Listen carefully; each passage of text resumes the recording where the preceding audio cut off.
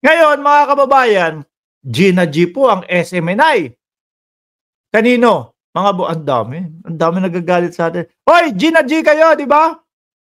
Gina G ang SMNI kay Torre, mga kababayan. Sa pangunguna po ng mga banateros, no?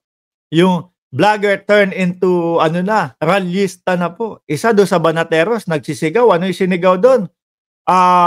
Wala na. Si Torre ayaw na ng sambayan ng Pilipino kay Torre. Ganun daw po. Sabay sabi doon sa ano. Sige, hayaan mo na magka-traffic yan. Perwisyohan na natin yan. Gina G po kasi sila, mga kababayan. Kasi ito pong si General Torre, lahat po ng device na makatutulong sa kanila, ipinapasok na po, no? Doon sa Kojic compound.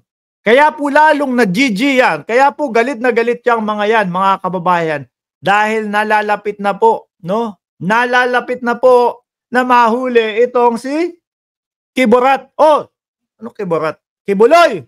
Hindi, kasi sabi ni Noli De Castro, Kibuloy, ikaw para kang daga dyan, lumabas ka na dyan sa lungga mo. Sabi ko, daga? Nagmukhang daga tuloy. Si Kibuloy. Ano po ba Tagalog na English ng daga? Rat, di ba? Iduktong natin sa pangalan ni Kibuloy, Kiborat. Di ho ba, mga kababayan? Kibuloy, Kiborat. Yung Abu-Abuloy, siguro medyo hinto na Siguro kaya naging Kibuloy yon dahil Kibo, tapos Abuloy. Siguro medyo nahinto. Medyo tigil pasada muna yung Abuloy ni Kibuloy. Tanggalin muna natin yung Loy. Di ba? Palitan natin yung sinabi ni Noli De Castro, Kiborat. Dahil daga daw. Di ba? Kibuloy, lumabas ka na dyan para kang daga na nagtatago dyan sa lungga mo. Di ba? So, dahil tigil pasada muna yung Abuloy, palitan natin ng Kiborat. Yan mga kababayan. Hindi ho bastos yun. Kasi in-English ko lang yung sinabi ni dating Vice President Noli De Castro. So ngayon, mga kababayan, siguro utos ni Kibuloy, magalit kayo ng magalit dyan sa SMNI. No? Para mahinto. Para tumawag sa sambayan ng Pilipino upang sa ganun ihinto nila yung paghuhukay sa akin. Hinuhukay na po si Kibuloy, mga kababayan. Ito lang po ang narinig kong Son of God na nasa ilalim po ng lupa. Mga kababayan. Kung yung mga Son of God, kung si Jesus Christ po, nandoon sa langit po, mga kababayan, si Kibuloy na Son of God po, nasa ilalim po ng lupa, mga kababayan. Kaya po, hinuhukay na ng ating mga kapulisan. Biruin mo. Kaso po, yung unang iniangat na, unang inangat na bakal, septic tank po. Nataon po sa septic tank. Kasi hindi mo din po maiiwasan yun, mga kababayan, na isipin po ng ating mga kapulisan, mga bossing, na baka nandoon sa ilalim ng septic tank si Kibuloy. Yung tipo bang ang estilo kasi niyang mga yan, mga kababayan, magtatago ako doon sa hindi inaasahan ng mga kapulisan na pagtataguan ko. Baka sa ilalim ng septic tank, nandoon ang bunker ni Kibuloy, mga kababayan. Kaya po, kung kayo nalilito, oo nga naman, bakit ipinapasok ng mga kapulisan? No? Bakit ipinapasok ng mga kapulisan yung metal detector? Hindi naman metal si Kibuloy.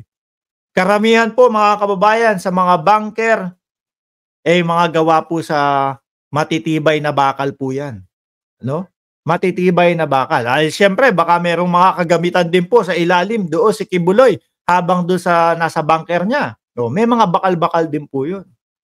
Sabayan mo nung tawag dito, heartbeat monitor nila, tapos makikita mo pa merong mga bakal doon sa ilalim, madaming bakal o gawa sa bakal, yari na.